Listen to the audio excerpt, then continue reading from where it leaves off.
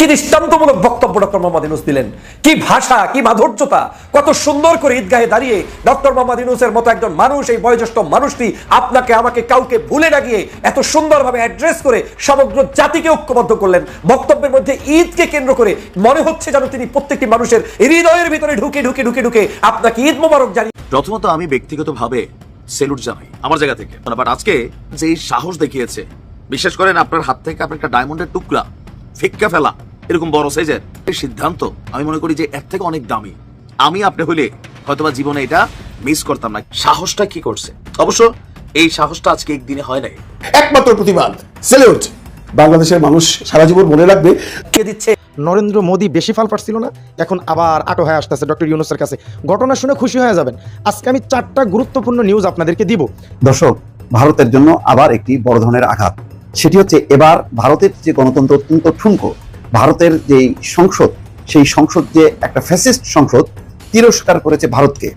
ঈদের দিন শেষ পর্যন্ত যা ঘটলো, প্রমাণিত হলো যে জামাত শিবির, পিনাকি ভট্টাচার্য বা এই গ্রুপের সঠিক, বিএনপি ভুল। This is first time in Bangladesh, অতীতে কখনো ঘটেনি। আমাদের এই কৌশল শুধু বাংলাদেশ আমেরিকা সম্পর্কের একটা নতুন অধ্যায় না, বরং আন্তর্জাতিক কূটনীতির মঞ্চে বাংলাদেশের অবস্থানকে আরো সুদৃঢ় করার প্রতিশ্রুতি। বাণিজ্য মন্ত্রণালয় এবং পররাষ্ট্র মন্ত্রণালয় এই কাজে যদি একসাথে আগায়, আমাদের সাফল্য সুনিশ্চিত। বাংলাদেশকে একটা সমৃদ্ধ এবং শক্তিশালী জাতি হিসেবে বিশ্ব দরবারে আমরা তুলে ধরতে পারবো ইনশাল্লাহ। তারেক জিয়ার সেলুট। এই কথাটা জনগণের স্বার্থে আজকের দিনে আপনাদেরকে শুনতে হবে। তারেক যে ঈদের দিনে এরকম একটা বার্তা সবার উদ্দেশ্যে দিছে, মনে করেন যে যারা দুর্নীতি আর চাঁদাবাজি করতেছে তাদের অবস্থা 12টা বাজায় দিছে। আমি খুব খুশি হয়েছি। তো দর্শক মন্ডলী, আজকে ভিডিওটি খুবই ইন্টারেস্টিং হতে যাচ্ছে।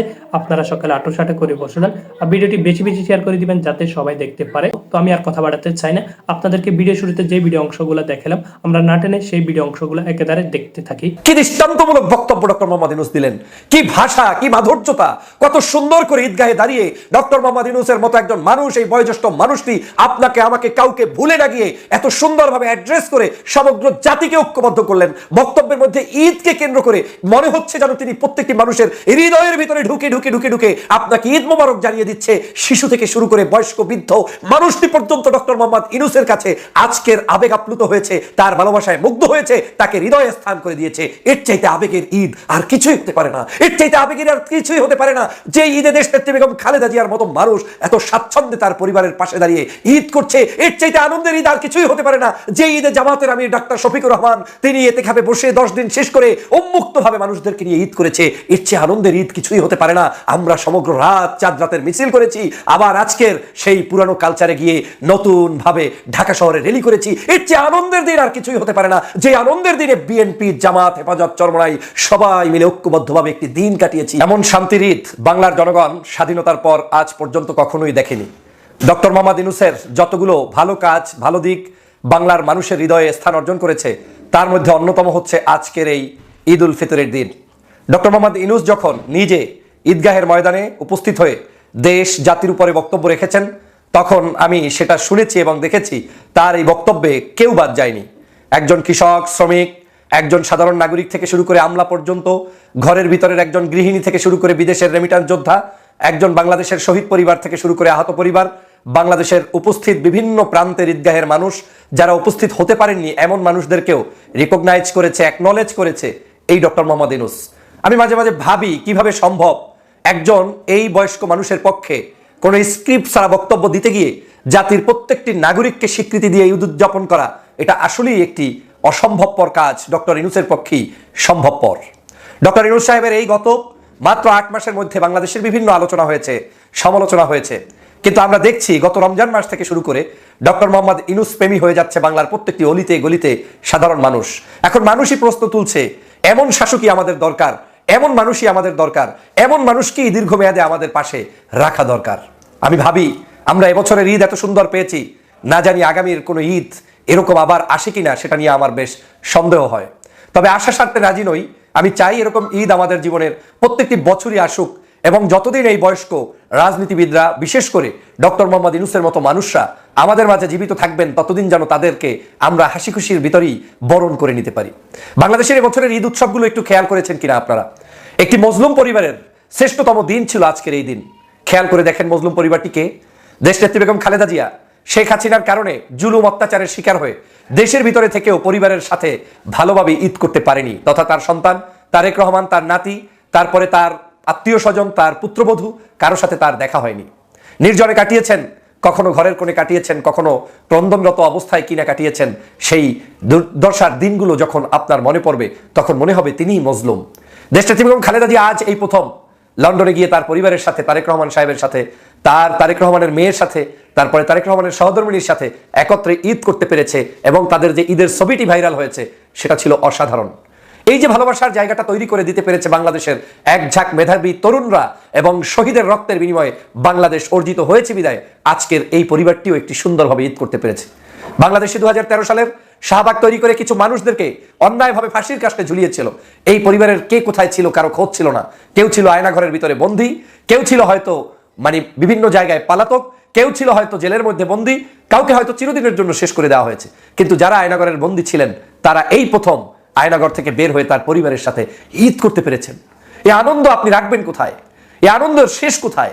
এটাই হচ্ছে যে বহু কষ্টের পরেও আবার একটু স্বাধীনতা, আবার একটু আনন্দ, আবার একটু একত্রে ঈদগাহে যাওয়া, সে এক অন্যতম মহা মিলন ঘটিয়েছে বাংলাদেশে গত 16 বছর পর্যন্ত এই আওয়ামী লীগ সরকার রাজনৈতিক অঙ্গনে শুধু আওয়ামী লীগ ছাড়া কাউকে পাশে রাখতো না।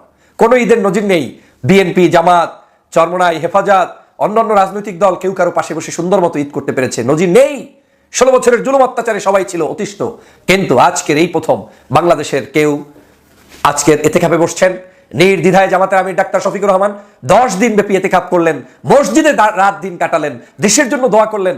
মানুষটার জীবনের একটা অন্যতম অংশ এরকম মসজিদে মানুষের সাথে কাটাতে পারলেন। আমি জানি না গত 16 বছরে এরকম সুযোগ তিনি পেয়েছেন কিনা। আমি নিজে তার সাথে সাক্ষাতে ধন্য হয়েছি।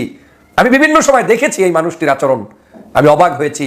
বিশেষ করে এই রমজানের এতেকাপে একজন রাজনীতিবিদ বসার মতো পরিবেশ পেয়েছে, এটা এই স্বাধীনতার ফসল।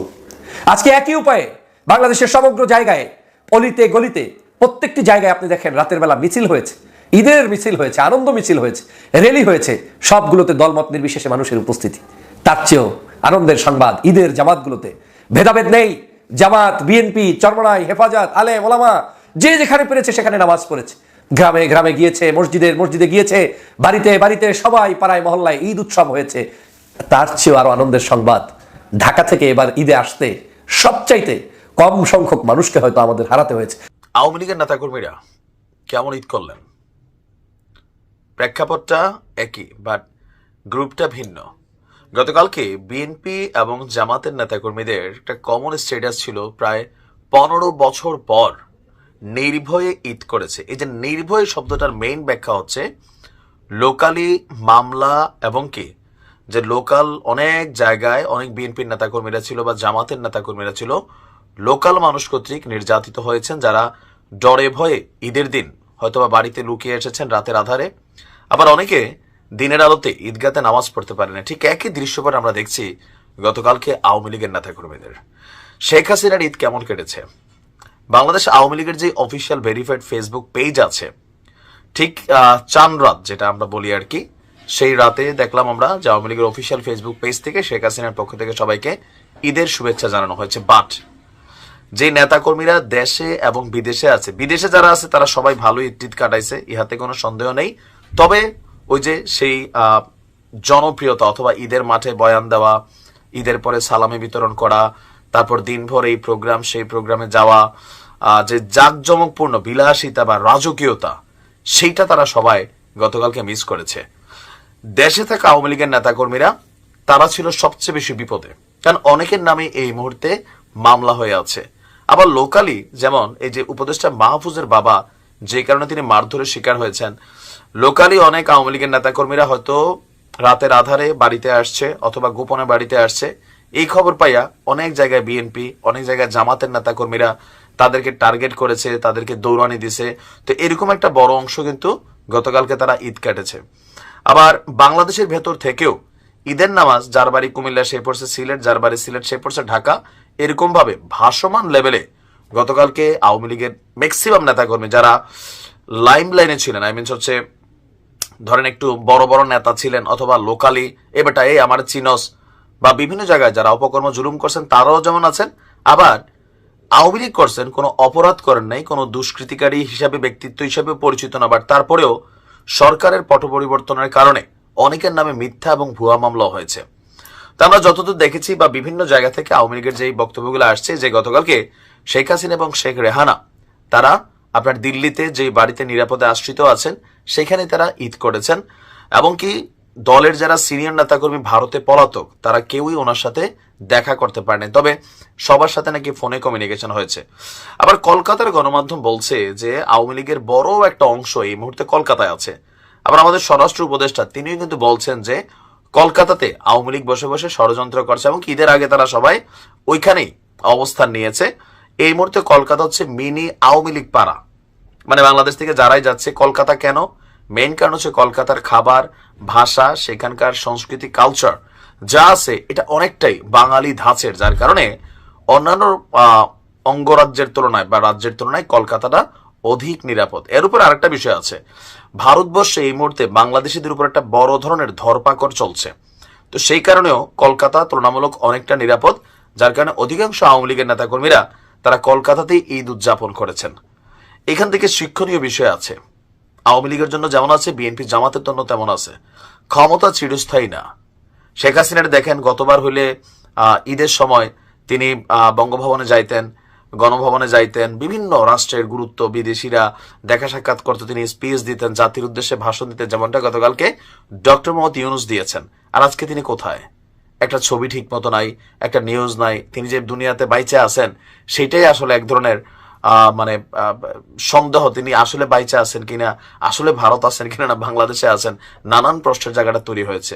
শিক্ষণীয় একটা, ক্ষমতা চিরস্থায়ী না, ক্ষমতার যারা অপব্যবহার করে তাদের জন্য যুগে যুগে এগুলো নসিহত হয়ে থাকবে। দর্শক, ভারতের জন্য আবার একটি বড় ধরনের আঘাত, সেটি হচ্ছে এবার ভারতের যে গণতন্ত্র অত্যন্ত ঠুনকো, ভারতের যে সংসদ, সেই সংসদ যে একটা ফ্যাসিস্ট সংসদ, তার জন্য আইপিইউ অর্থাৎ 181টি দেশের পার্লামেন্টকে সমন্বয়ে যেই ফোরাম, তার নাম হচ্ছে আইপিইউ, যাকে বলা হচ্ছে যে বিশ্বের বিভিন্ন দেশের পার্লামেন্টের সম্মিলিত ফোরাম হলো এই আইপিইউ। পৃথিবীর মোট 180টি দেশ এর সদস্য, সুইজারল্যান্ডের জেনেভায় এই সংস্থার সদর দপ্তর। সেই আইপিইউ নিন্দা করেছে, তিরস্কার করেছে ভারতকে, যে ভারত একজন এমপি তার অধিকার খর্ব করেছে। এই জন্য পুরো দেশটাকে, মানে পুরো ভারতকে তিরস্কার করেছে আইপিইউ। দর্শক, খুবই ইন্টারেস্টিং, মহুয়া মৈত্রকে বহিষ্কারের ঘটনায় ভারতের আইপিইউ এর তিরস্কার, ভারতকে আইপিইউ এর তিরস্কার কেন? মহুয়া মৈত্র, সে হচ্ছে তৃণমূল কংগ্রেসের একজন এমপি ছিলেন, তাকে বহিষ্কার করেছে কেন? আদানির সঙ্গে নরেন্দ্র মোদীর একটি আর্থিক সংযোগ আছে, যেটা নিয়ম মাফিক না, যার মধ্যে দুর্নীতি আছে, সেই বিষয়টি তিনি উত্থাপন করেছিলেন। সেই কারণে একেবারে তাকে পার্লামেন্ট থেকে বহিষ্কার করে তৎকালীন বিজেপি সরকার। দেখেন, খবরটা হলো এরকম, ভারতের বিরোধী দলীয় সুপরিচিত এমপি মহুয়া মৈত্রকে যেভাবে সে দেশের পার্লামেন্ট 2023 সালে বহিষ্কার করেছিল, তার কড়া সমালোচনা করেছে ইন্টার পার্লামেন্টারি ইউনিয়ন বা আইপিইউ। সংস্থাটি তাদের রিপোর্টে সোজাসুজি বলেছে এই বহিষ্কারের কোনো আইনি ভিত্তি ছিল না। বিশ্বের বিভিন্ন দেশের পার্লামেন্টের সম্মিলিত ফোরাম হলো এই আইপিইউ। পৃথিবীর মোট 181টি দেশ এর সদস্য, সুইজারল্যান্ডের জেনেভায় এর সদর দপ্তর, আগেই বলেছি, এবং এটা মূলত বিভিন্ন দেশের যে গণতান্ত্রিক দেশগুলো আছে, সেই গণতান্ত্রিক দেশের নির্বাচিত পার্লামেন্ট আছে, সেই পার্লামেন্টগুলোর একটি ফোরাম। মহুয়া মৈত্র 2019 সাল থেকে ভারতের তৃণমূল কংগ্রেসের একজন এমপি এবং শিল্পপতি গৌতম আদানির সঙ্গে দেশটির প্রধানমন্ত্রী নরেন্দ্র মোদীর কথিত আতাত বা নেক্সাসের বিরুদ্ধে তিনি দীর্ঘদিন ধরে পার্লামেন্ট এবং পার্লামেন্টের বাইরে সরব ছিলেন, এবং এটাই ছিল তার কাল বা তাকে বহিষ্কারের পিছনে মূল কারণ, যে তিনি ওই যে মোদীর সঙ্গে যে আদানির যে একটা অনৈতিক বা আতাত আছে বা নেক্সাস আছে, অর্থাৎ টাকা পয়সা লেনদেন সংক্রান্ত যেই সম্পর্ক, সেই সম্পর্কটাকে নেক্সাস বলা হচ্ছে, তার বিরুদ্ধে তিনি সরব ছিলেন। এমপি হিসেবে তার প্রথম টার্ম শেষ হওয়ার মাত্র কয়েক মাস বাকি, তখন টাকার বিনিময়ে সংসদে প্রশ্ন তোলার একটি অভিযোগে পার্লামেন্টারি এথিক্স কমিটির সুপারিশের ভিত্তিতে মহুয়া মৈত্রকে বহিষ্কার করা হয়েছিল। এখন সেই ঘটনাটি খতিয়ে দেখার পর আইপিইউ এটা তদন্ত করে বলছে যে ওই পদক্ষেপ নেওয়া হয়েছিল একটি বিতর্কিত রিপোর্টের ভিত্তিতে এথিক্স কমিটিতে, এবং কোনো ঐক্যমত্য ছাড়াই সেটি গৃহীত হয়েছিল। ঐক্যমত হয়নি, তারপরও সংখ্যাগরিষ্ঠতার জোরে সেটা গ্রহণ করা হয়। মহুয়া মৈত্রকে বহিষ্কারের যেই সিদ্ধান্ত, সেটা ঐক্যমত্য ছাড়াই ওই এথিক্স কমিটি গ্রহণ করে। সবচেয়ে বড় কথা, অভিযোগটা যাকে নিয়ে, সেই মহুয়া মৈত্রকে সবাই আত্মপক্ষ সমর্থনে কোনো সুযোগই দেওয়া হয়নি। তারা বলেছে ভারতের জন্য এই সমালোচনা খুবই অস্বস্তিকর, কারণ ভারত আইপিওর খুব পুরনো এবং প্রভাবশালী সদস্য এবং নিজ দেশের সংসদীয় গণতন্ত্রের ঐতিহ্য এবং পরম্পরা নিয়ে ভারত বরাবরই গর্ব করে থাকে যে ভারত একটা প্রাচীন গণতান্ত্রিক দেশ। কিন্তু সেই গণতান্ত্রিক দেশের উপরেই তারা একেবারে রীতিমতো কালিমা এঁটে দিল এই আইপিইউ। সেখানে একজন সুপরিচিত বিরোধী এমপির কণ্ঠস্বর অন্যায়ভাবে স্তব্ধ করে দেওয়ার ঘটনা ঘটেছে। আইপিইউ এর এই পর্যবেক্ষণ ভারত সরকার বা ভারতের পার্লামেন্টের জন্য অবশ্যই বিব্রতকর। তবে এই রিপোর্ট সামনে আসার পর ভারতের পার্লামেন্টারি স্পিকার বা ভারতের সংসদীয় মন্ত্রী কারো পক্ষ থেকে এখনো প্রতিক্রিয়া জানা যায়নি। আর মহুয়া মৈত্র বিবিসি বাংলাকে বলেছেন, একজন পার্লামেন্টারিয়ানের মৌলিক অধিকার এইভাবে ছিনিয়ে নেওয়ার ঘটনা ছিল ভারতে প্রথম আর নজিরবিহীন। আমি আনন্দিত যে আইপিইউ সেটারই স্বীকৃতি দিয়েছে। দর্শক, থাকলো গণতান্ত্রিক দেশ হিসেবে ভারতের আর মর্যাদা থাকলো না, বিজেপি শেষ করে দিচ্ছে। এর আগে কয়দিন আগে দেখেন, ধর্মীয় স্বাধীনতা নেই এবং ভিন্ন ধর্মের মানুষের প্রতি নির্যাতন নিপীড়নের জন্য মার্কিন একটি সংস্থা ভারতের গোয়েন্দা সংস্থা রকে নিষিদ্ধ করা বা নিষেধাজ্ঞা দেওয়ার সুপারিশ করেছিল। সেখানেও দেখেন, তার মানে